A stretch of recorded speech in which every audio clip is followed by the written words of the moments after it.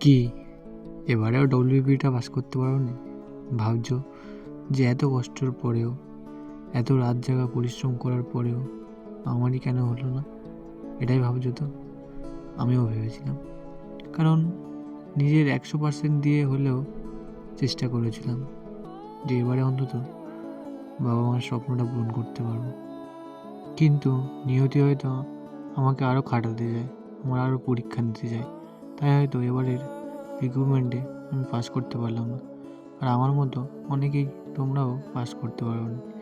তবে এটা বলবো যে এবারে পরীক্ষায় পাস করতে পারোনি বলে ভেঙে পড়ো না।